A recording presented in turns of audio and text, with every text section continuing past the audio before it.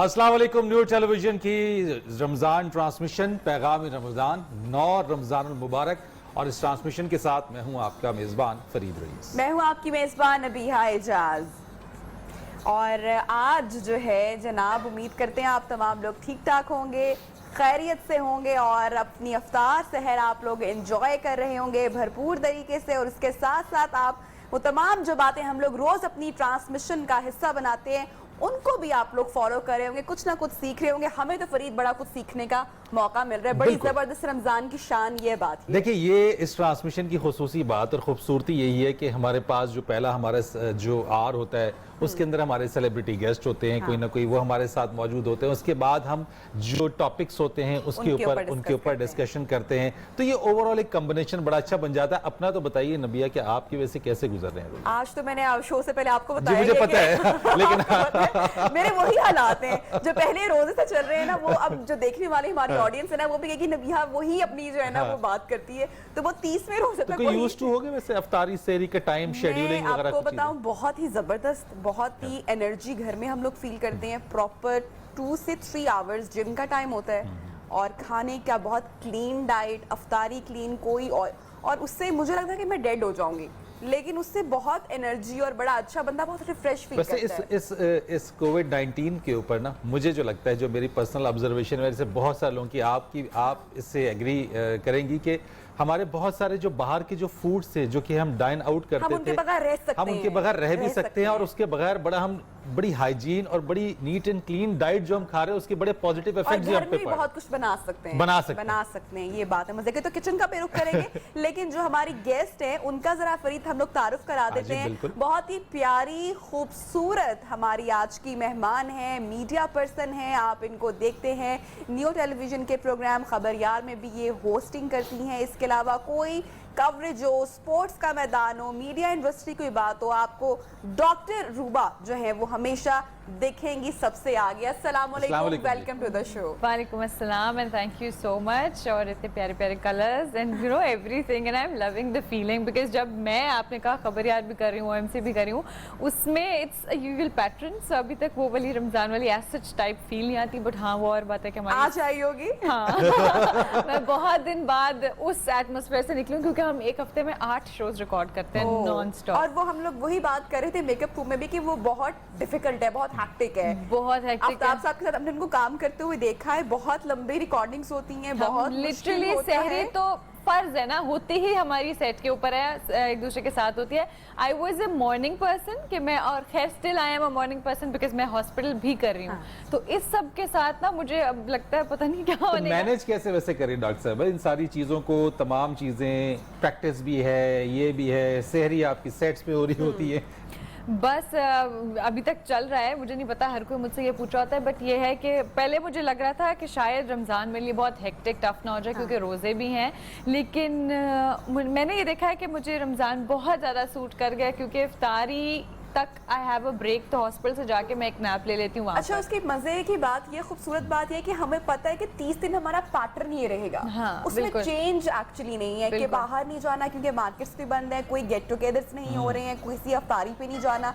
तो वो एक्चुअली हमें बहुत क्लैरिटी है विजन की कि जी अच्छा ये अफ्तारी के बाद अब ये नमाज टाइम है, अननेसेसरी बहुत सारी चीजें रुक चुकी हैं। तो वहां से बड़ा एक तरह का रमजान के अलावा चूंकि कोविड, कोरोना, लॉकडाउन के हाथों वैसे ही हमें 2 महीने से प्रैक्टिस हो रही थी, तो इट्स गोइंग परफेक्ट अल्हम्दुलिल्लाह। अच्छा, वैसे इस चीज के ऊपर आप खुद प्रैक्टिस भी कर रही है and the doctors are the front line at this moment. वो फ्रंट लाइन हमारे हीरोज हैं जो कि कर रहे हैं। किस तरीके से वैसे इसको देख रही हैं, और as a doctor, as a professional, इसमें कैसे लोगों से आपका इंटरेक्शन है और अपने आप को कैसे आप जो है वो इस चीज़ में लोगों की जो खिदमत हो रही है वो किस तरह से कर रहे हैं? हमारे पास बिल्कुल पेशेंट्स हैं और हर वक्त पेशेंट्स हैं। देखें, जब आप कंफर्म है और श्योर है ना कि ये पॉजिटिव पेशेंट है, तो आप फिर भी अपने लिए वो PPE पहने हुए हैं, आपने अपने आप को प्रोटेक्शन में रखा हुआ है। लेकिन एक पेशेंट जिसमें सिम्टम्स नहीं है लेकिन वो पॉजिटिव है, that is actually dangerous because infection फैला रहा है, दैट्स अ थ्रेट। बहुत ज़्यादा पेशेंट्स हैं और डेली इंक्रीज हो रहा है मसला ये। और हमारी लक है, हमारी खुशकिस्मती है, हमारा ऐसा कोई काम नहीं है कि पाकिस्तान में उस तरह का स्ट्रॉन्ग स्ट्रेन नहीं है। जितने भी डॉक्टर से बात हुई है वो सब यही कहते हैं कि बाकी कोई ब्लेसिंग है हमारे ऊपर कि आप देखिए जो यूरोप में सारा है, जो अमेरिका में है, उसी तरह यहाँ पर भी है। और काफ़ी ज़्यादा अच्छा, ये जो इम्यूनिटी की बात की जाती है कि हमारे यहाँ लोगों की स्ट्रॉन्ग इम्यूनिटी है, इस पे भी इट्स आल्सो डिबेटेबल बिकॉज ये अभी नया आया है और इस पे हर जगह से रिसर्चेस चल रही हैं। जो इम्यूनिटी की बात करें वैसे it is stronger than others, लेकिन उसकी भी ना एक लिमिट होती है। जैसे for example in layman word अगर मैं आपको एग्जांपल के तौर पे कहूँ, जब हम कोई वैक्सीनेशन करते हैं तो उसका इसी तरह कोई वायरस है, कोई बैक्टीरिया है, उसका एक छोटा सा वीक फॉर्म ऑफ जर्म अपने अंदर इंजेक्ट करते हैं, सो हमारी बॉडी उसके अगेंस्ट एक एंटीबॉडीज बना लेती है, आपको लड़ने की कुव्वत मुदाफियत पैदा हो जाए। बिल्कुल, ताकि वो वीक फॉर्म होती है तो हम स्ट्रॉन्गर फॉर्म बनाते हैं ताकि वो दोबारा जब अटैक करे। लेकिन आप ये देखिए, जिस तरह सपोज टेटनस है, टेटनस का इंजेक्शन हम लगवाते हैं तो वो इम्यूनाइजेशन आपको हर 5 से 10 साल बाद रिपीट करनी होती है, इसलिए क्योंकि एंटीबॉडीज लाइफ टाइम नहीं बनती हैं, वो बनती हैं एंड देन वो खत्म हो जाती हैं। सो यस, जिसका माइल्ड स्ट्रेन किसी को कोविड ने अटैक किया है और उसके अंदर एंटीबॉडीज बन गई हैं, so that's a positive sign, लेकिन वो कितनी देर के लिए हमारी बचपन से पैदाइशी वो इम्यूनिटी चल रही है या नहीं चल रही है। लेकिन अभी केसेस भी तो बढ़ रहे हैं हमारे पास, इस वक्त देखें कि एक्टिव केसेस बहुत तेजी से बढ़ रहे हैं। हमारे अभी मैं फिगर्स लेटेस्ट देख रहा था, सिंध के अंदर अब सबसे जो टैली है नंबर जो है वो बढ़ गए हैं। लॉकडाउन भी हमारा कितना लॉकडाउन के ऊपर अब वो सिचुएशन ये कि लॉकडाउन के ऊपर ट्रेडर्स बाकी लोग सब कह रहे हैं जी खोले खोले, आप इसको कैसे वैसे प्रोजेक्टाइल क्या देख रही हैं इस चीज के ऊपर? देखिए, जो लॉकडाउन है ना वो स्मार्ट लॉकडाउन होना चाहिए, जो बहुत ज़रूरी चीज़ें हैं, जो बहुत ज़रूरत की बेसिक नेसेसिटीज है जिनके बगैर गुजारा नहीं है, वो होना चाहिए। बट विद फर्स्ट 2-3 वीक्स में देखा, बिल्कुल, बट विद अ प्रोटोकॉल होना चाहिए। यहाँ पे प्रोटोकॉल कोई फॉलो नहीं करता है, हर कोई एक दूसरे के ऊपर चढ़ रहा है, कोई मास्क पहनना जरूरी नहीं समझता। आपने देखा था, मेकअप रूम में भी हर चीज़ का ख्याल रखती हूँ कि आपको हम क्यों कहते हैं, कभी कहते हैं कि इट्स अ फैट ग्लोब्यूल जिसके अंदर प्रोटीन है, सो इसकी फैट अगर हट जाए, डिस्ट्रॉय कर दें हम, तो अंदर की प्रोटीन नहीं सर्वाइव कर सकती। तो दैट्स वाई हम बार बार कहते हैं कि हाथ धोएं, बिकॉज जो सोप है वो उसकी फैट लेयर डिस्ट्रॉय करता है। हम स्टेरिलियम या जिसे कहते हैं सैनिटाइजर यूज करते हैं, इसलिए सो हीट के लिए खाना अच्छी तरह कहते हैं हीट करें, क्योंकि हीट पे भी फैट मेल्ट हो जाती है। सो डेली नई रिसर्चेज आ रही हैं। प्रोटोकॉल्स कौन मेंटेन करेगा? हम अगर बाहर देखें जाके, हमारा स्मार्ट लॉकडाउन भी है, लेकिन हमने स्मार्ट को जो है वो कुछ ज्यादा ही एक्स्ट्रा स्मार्ट बना दिया। हम कहते हैं इतना सा है बस, बाकी तो जो मर्जी आप करें। बट द पीपल, यानी आप इटली की अगर आप एग्जांपल लें नबिया, के इटली के अंदर बड़ी मैसिव उसके अंदर उन्होंने बड़ा इफेक्ट हुआ, ठीक है। अब उनकी गवर्नमेंट ने क्या किया, नंबर 1 काम तो ये किया कि डोर स्टेप पे सबको मास्क दे देना शुरू कर, और उन्होंने कहा कि ठीक है, हमारे यहाँ तो पहले यही नहीं मिले ना। हाँ, ये मिलेगी। अब उन्होंने कहा हम इसको ईज कर रहे हैं, हल्का हल्का आप बाहर जाइए, बट मैंडेटरी है कि आप मास्क लगाएंगे, और अगर आपने मास्क नहीं लगाया तो you will be behind the bar. अच्छा, ये हुआ हमारे यहाँ सिर्फ फर्स्ट 2 वीक्स में, मैंने ऐसा देखा कि हुआ, और उसके बाद जैसे कि शॉक में सबको रोका जा रहा है, वापस घर भेजा जा रहा है। उसके बाद जैसे ही हम लोग 3rd वीक में एंटर हुए तो सब लोग वैसे ही घूम फिर रहे हैं, कोई परवाह नहीं। यही प्रॉब्लम है कि देखें, एक तरफ मीडिया जब आपको खबर दे रहा है ना, तो वो इतना ज्यादा कर रहा है कि लोग डर गए, खौफ के मारे हर जगह डिप्रेशन फैल गया। उसके बाद लोगों ने देखा, ऊपर से थोड़े हमारे बेशक हमारा ईमान है कि जब आपको मौत आनी है, लेकिन इसका मतलब ये नहीं कि ट्रक के आगे जाके खड़े हो जाए, एग्जैक्टली, कि जी वक्त लिखा होगा तो आ जाएगा। एहतियात करनी है। देखें, अगर हम लोग हेल्दी हैं, हम यंग हैं, हमें नहीं इफेक्ट देता, हमें नहीं सिम्टम्स आते, लेकिन हम अगर एक कैरियर बन के चले जाते हैं, ठीक है, आप किसी को है और मैं कैरियर बन गई, हमारे घर में जब जाएंगे वहाँ पे बच्चे हैं, वहाँ पर बड़े हैं, बूढ़े हैं जो कि इम्यूनो कॉम्प्रोमाइज्ड हैं, वो नहीं इस तरह एसिम्प्टोमेटिक रह सकते। लेकिन मैं आपको एक बात बताऊं, आपके सामने केस होगा अभी रावलपिंडी के अंदर, बहापुर से एक young doctor, she was around 26-28 years old, she has died due to corona। ये अब हम बात कर रहे हैं, डॉक्टर से जब बात होती है तो वो यही बात करते हैं कि कोई ना कोई हिस्ट्री रह चुकी है, अगर यंग भी लोग मुतासिर हो रहे हैं। ये देयर आर डिफरेंट फैक्टर्स। एक है कि आपकी अपनी इम्यूनिटी कैसी है, सेकंड है आपका वायरल लोड कितना है। देखिए, इतना सा अगर आपको जर्म आप इनहेल कर रहे हैं, आपके अंदर आ रहा है और आपकी बॉडी उसको फाइट करके ओवरकम कर देती है, और एक तरफ है कि नॉन स्टॉप जो आता जा रहा है, your body defence system is not capable of is not coping with that, so viral load depends a lot. So maybe अल्लाह ताला तमाम लोगों को अपने हिफ्ज़ ईमान में रखे, और केयर करना जनाब बहुत जरूरी है। अल्लाह ताला तो हिफाजत करेंगे, लेकिन आप लोगों को भी अपनी केयर करना लाजमी है। तो थोड़ी सी जरा हाजी केयर करे साथ साथ, और उसके अलावा खाने में भी केयर करें, खाने में भी केयर करें। और खाने की जब बात होती है तो हुमा हमारे साथ हैं, किचन में है। अस्सलाम वालेकुम हुमा। वालेकुम अस्सलाम, कैसी हैं जी? 9वीं इफ्तारी की तरफ जा रहे हैं हम। मुझे लग रहा है कि एक हिस्सा 2 हिस्से रह गए पीछे रमज़ान के, और इतनी जल्दी वक्त गुजरा है। बिल्कुल देखिए, अंदाजा नहीं हुआ। कल जो है 10वां रोजा होगा और हम इंशाल्लाह। पहला अशरा रहमत जो है वो रमजान मुबारक का वो इख्तिताम पजीर हो और मैं ये सोच रही थी इतना इंतजार होता है ना नबिया, रमजान आएगा, रमजान आएगा, और रमजान आता है, माशाल्लाह कैसे गुजर जाता इतनी है, जल्दी से गुजर जाता है ना। ये महीना मुझे लगता है बाकी 11 महीनों से जल्दी गुजर जाता है। हुमा बना क्या रही है? अच्छा, आज नबिया मैं सीजर सैलेड बना रही हूँ जी, ठीक। और उसके साथ पास्ता बोलोनीज बन रहा है, क्या बात है। और उसके साथ जो है ऑरेंज का एक ड्रिंक बन रहा है, और ऑरेंज मोहितो बनेगा, और उसकी रेसिपी तीनों मेरी पसंदीदा चीजें हैं। और क्या ही दुख की घड़ी ये है। इटालियन तो नहीं है सारी की सारी हुमा, ये बिल्कुल है इटली का वैसे तस्करा है, तो हुमा ने कहा चले मौका गनीमत है इटालियन आप सैलेड चीजें की करें। बात हुई है तो उसकी सॉस के ऊपर भी जरूर बात करेंगे, क्योंकि सीजर। सॉस चूज करना जो है वो एक काम बन जाता है, स्पेशली जब हम घर में सैलेड तैयार करते हैं। अच्छा डॉक्टर रूबा, ये डॉक्टर से मीडिया में आ जाना, ये बाय चॉइस हुआ या ये एक इत्तेफाक हुआ? ये क्या सिलसिला बना? एक इत्तेफाक है, हसीन एक्चुअली इत्तेफाक है। हसीन इत्तेफाक है। मेरी मदर शी राइट्स एंड वो इस तरह कभी शोज में जाती थी, some people in the media knew है बिकॉज वो नवाए वक्त में रेगुलरली लिखती हैं एंड ऑल। सो लोगों ने मुझे देखा हुआ था, लोग कहते थे कि जैसा मैं, मेरी मदर अगर किसी शो में आई हैं तो मुझे वैसे ही कहते थे आप साथ एज अ डॉक्टर बैठ जाए ना, माँ बेटी। और मैं तब I was a medical student और मुझे बहुत चिढ़ थी, लोग कहते थे आपसे सवाल कर लेंगे, और मैं कहती I am just a student, आप मेरे से कैसे मेडिकल क्वेश्चन करेंगे, मुझे कुछ नहीं आता ना। सो मैं फिर अक्सर ये कहती थी। फिर वंस ऐसे हुआ कि my mother was not in Pakistan, तो मैं पाकिस्तान में अकेली थी।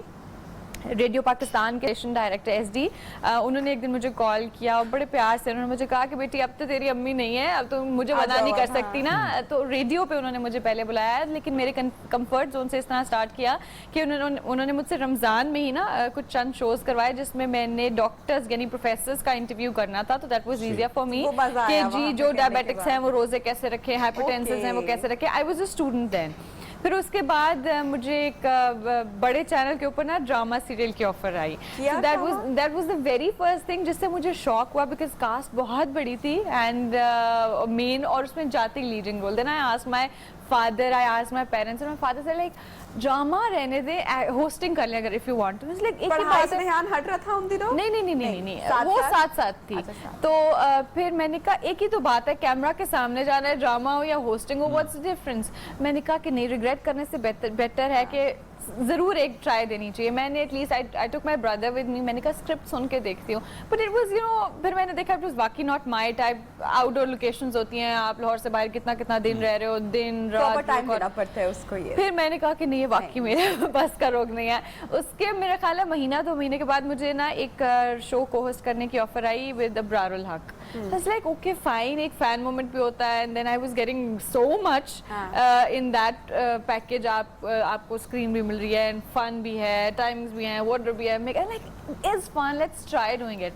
आई ट्राई डूइंग दैट। उसके बाद फिर I did my morning show and then उसके बाद फिर नेवर स्टॉप। अच्छा चलिए, मैं एक सवाल छोड़ के जाऊंगी रूबा के लिए कि अगर रूबा को जो है वो अपनी 2 प्रोफेशन में से किसी एक को चूज करना पड़े तो वो दोनों में से किसको चूज करेंगे? लेकिन ब्रेक पर जा रहे हैं, ब्रेक से जब वापस आएंगे तो हम अपने चिट चैट और किचन का भी रुख करेंगे जनाब। स्टे ट्यून विद अस।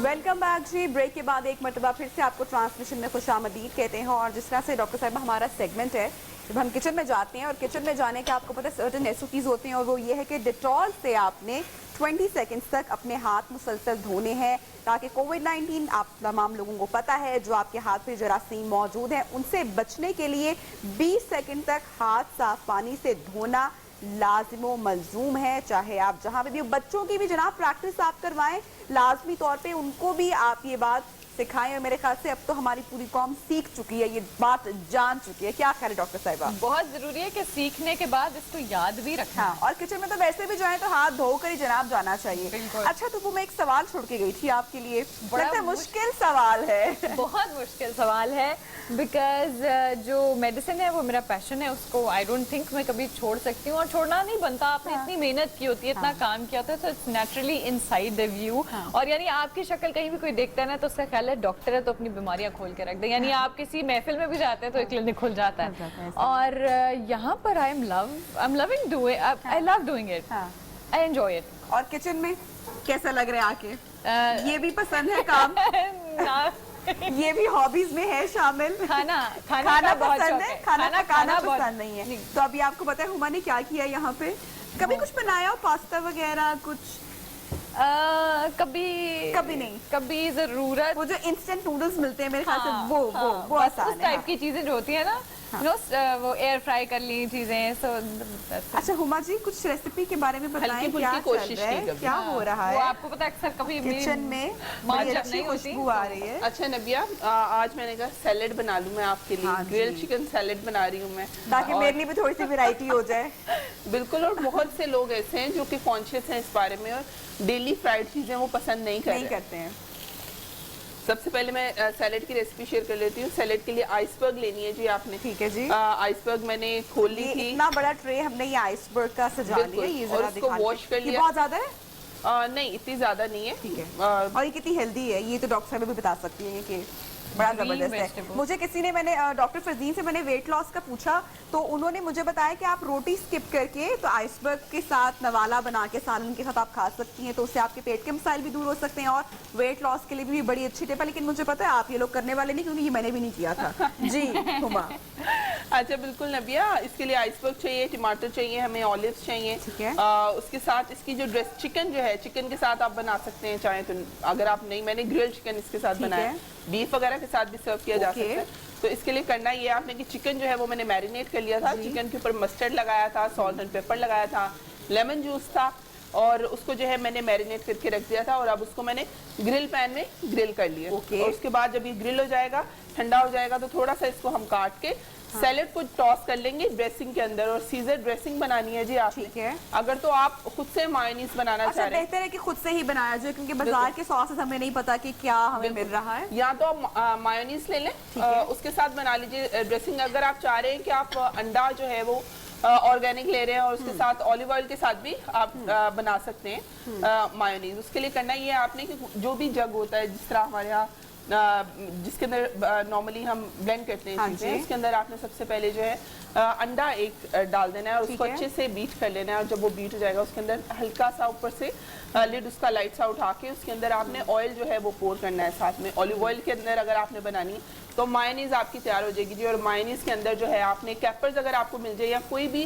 सिरके में जो अचार हमें नॉर्मली बॉटल्स में मिलता है, वो आपने फाइन चॉप करके डालना है, सॉल्ट एंड पेपर डालना है, लेमन जूस डालना है जी, थोड़ा सा मस्टर्ड उसके अंदर जाएगा और उसकी जो है उसको अच्छे से बीट करके आपने सॉस बना लेनी है। पार्मेजान चीज जाती है उसके अंदर, लेकिन पार्मेजान जो है वो थोड़ी महंगी भी है और हेल्दी भी काफी है। तो आप चाहे तो थोड़ी सी ग्रेटा करके इसके अंदर डाल सकते हैं, अपना टेस्ट इसके अंदर वो आ जाएगा। अच्छा, ये जो हुमा चिकन इस वक्त ग्रिल कर रही हैं और जो पैन पे हमारी चीज़ें मौजूद हैं, ये इतनी जायकेदार और इतनी लजीज अफ्तारी हमारी सबकी इतनी अच्छी इसलिए होती है क्योंकि हर चीज़ मेज़ान में बनती है और जब वो मेज़ान में बनती है तो वो हर चीज़ बहुत ही अच्छी लगती है, जायकेदार लगती है और इसका कोई नुकसान नहीं है आप सेहत की। आपकी अगर सेहत की बात की जाए, बाजार में इतने ब्रांडेड इतनी तरह के जो ऑयल मौजूद हैं और वो आपकी सेहत के लिए बिल्कुल अच्छे उसमें इंतजाम मौजूद नहीं होते हैं, लेकिन मेज़ान की अच्छी बात है कि विटामिन ए और डी से भरपूर आपकी हड्डियों और पट्टों के लिए बहुत ही मुफीद और फ़ायदेमंद है। तो इसको भी आप तमाम लोग अपनी फर्स्ट प्रायोरिटी बनाएं, घर में इसका इस्तेमाल लाजमी करें। अच्छा नबिया, उसके पास बात पास्ता बोलोनीज बना रहे हैं हम। और पास्ता बोलोनीज के लिए मैंने ऑयल लिया था जी, बिल्कुल मेज़ान जिसके अंदर हम खाना बना रहे हैं डेली। उसके अंदर जो है प्याज लिए थे मैंने, चॉप कर लिए थे, अनियन चॉप और चॉप गार्लिक लिया था, दोनों को मैंने उसके अंदर लाइट सा ब्राउन कर लिया था। उसके अंदर कीमा लिया था बीफ का, और बीफ का कीमा जो है उसमें अच्छे से सॉल्ट एंड पेपर, सिर्फ सॉल्ट एंड पेपर डाल के साथ में उसको अच्छे से आपने भून लेना है। और जब आपको लगे कि उसकी स्मेल खत्म हो चुकी है तो उसके अंदर टोमेटो सॉस आपने डालनी है। और टोमेटो सॉस आप खुद भी बना सकते हैं, रेडीमेड भी ले सकते हैं।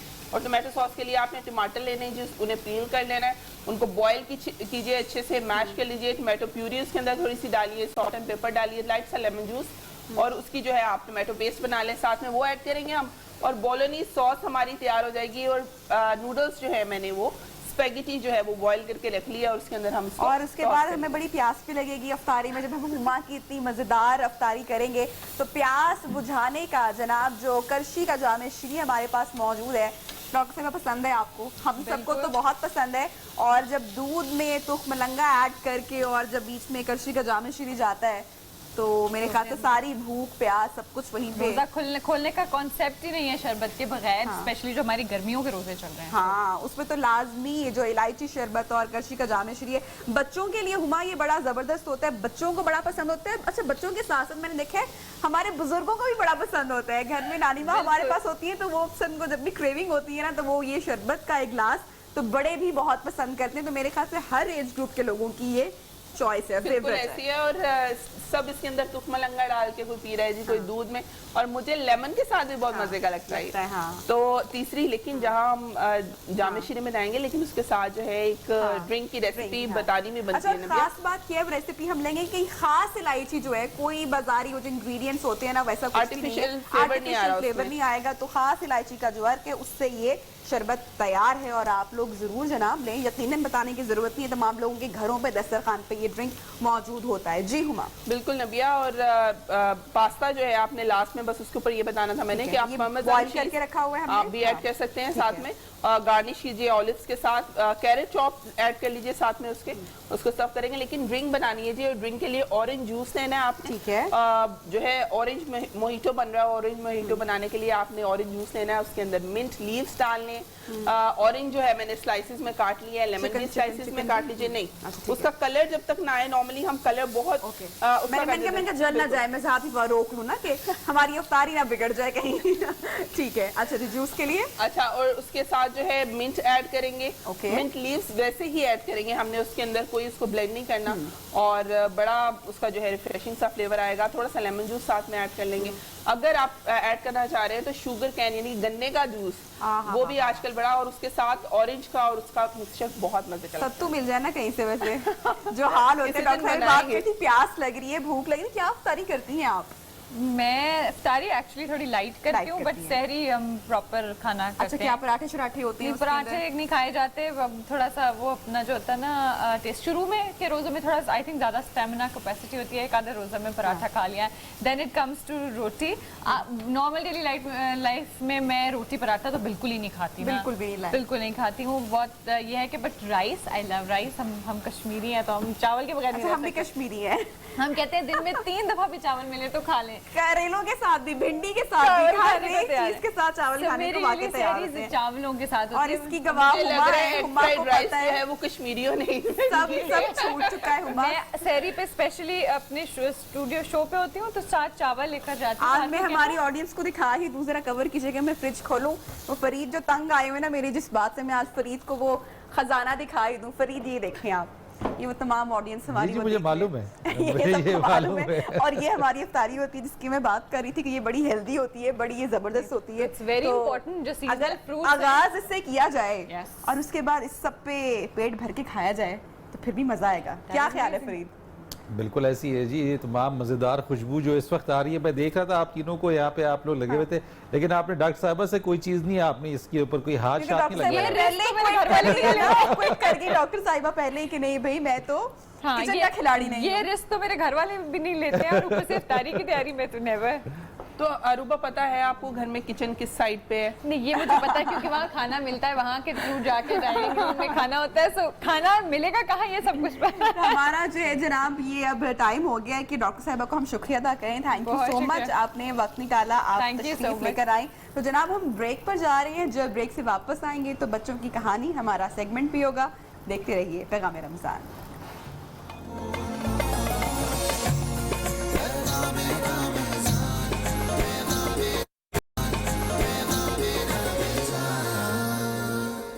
Welcome back. ब्रेक के बाद एक मरतबा फिर से आपको पैगाम रमज़ान ट्रांसमिशन में खुशामदीद कहते हैं। और प्यारे बच्चे ज़िल्ले, ज़हरा और अली आज हमारे साथ मौजूद हैं रोज़ की तरह। तो बच्चों आज की कहानी सुनोगे?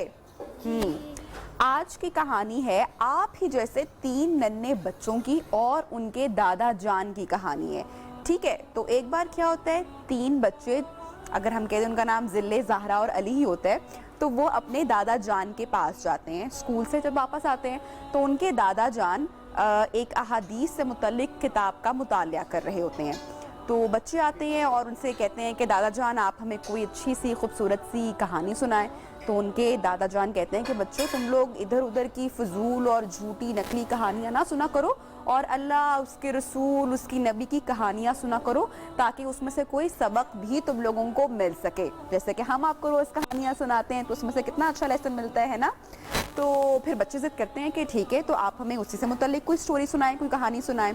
तो दादा जान कहते हैं कि मैं अभी तुम लोगों के आने से पहले जो किताब पढ़ रहा था, उसमें बनी इसराइल के, यानी कि जो एक कौम गुजरी थी, उनके 3 आदमियों के बारे में मुतालिया कर रहा था, उनके बारे में मैं पढ़ रहा था। तो मैं तुम्हें उन्हीं की कहानी सुनाता हूँ। अब वो 3 आदमी कौन थे अली? एक शख्स उनमें से था नाबीना। नाबीना पता कौन होता है? कौन होता है? ब्लाइंड, जिसको दिखता नहीं है, जिसको नजर नहीं आता। उनमें से एक शख्स ऐसा होता है जो कि गंजा होता है, जिसके सर पे कोई बाल ही नहीं होते, एक बाल भी नहीं होता। और तीसरा शख्स ऐसा होता है जिसको कोढ़ की बीमारी होती है। ये पहले वक्तों में होती थी, जिसके जिस्म पर बहुत सारे जख्म बन जाते हैं, बीमार हो जाता है, वो तकलीफ में रहता है, बेड पर लेटा रहता है, उसकी बॉडी ख़राब होना शुरू हो जाती है। तो तीनों शख्स के कोई ना कोई मसले थे। तो अल्लाह ताला क्या करते हैं, फरिश्ता एक भेजते हैं उनके पास, और सबसे पहले वो फरिश्ता जाता है उस शख्स के पास जिसके सर पे बाल नहीं होते हैं, और फरिश्ता पूछता है, बताओ क्या तुम लोगों की कोई ख्वाहिश है जो तुम चाहते हो कि पूरी हो सके? तो वो शख्स कहता है कि मेरा दिल चाहता है कि मेरे सर पर बाल आ जाएं, ताकि लोग मुझसे नफरत ना करें, मेरे दोस्त बने, मैं खूबसूरत दिखूं, मैं अच्छा दिलकश दिखूं। तो वो जो फरिश्ता होता है वो कहता है ठीक है, अल्लाह ताला के हक में वो दुआ, वो कहता है कि अल्लाह ताला तुम्हारी ये दुआ ज़रूर पूरी करेंगे। और फिर ऐसा ही होता है, उसके सर पे बाल आना शुरू हो जाते हैं अली, पता है। और फरिश्ता उसको एक गाय देता है, और उसके बाद दूसरे शख्स के पास जाता है। दूसरा शख्स कौन होता है? जो ब्लाइंड होता है। शाबाश ज़हरा। तो वो ब्लाइंड शख्स के पास जाता है और वही बात करता है कि क्या तुम्हारी भी कोई ख्वाहिश है? तो वो जो अंधा शख्स होता है वो कहता है कि हाँ, मेरी ख्वाहिश है कि मेरी आंखें ठीक हो जाए, मैं फिर से इस दुनिया के रंग देख सकूं, मैं अल्लाह की कुदरत देख सकूं, ये दुनिया देख सकूं।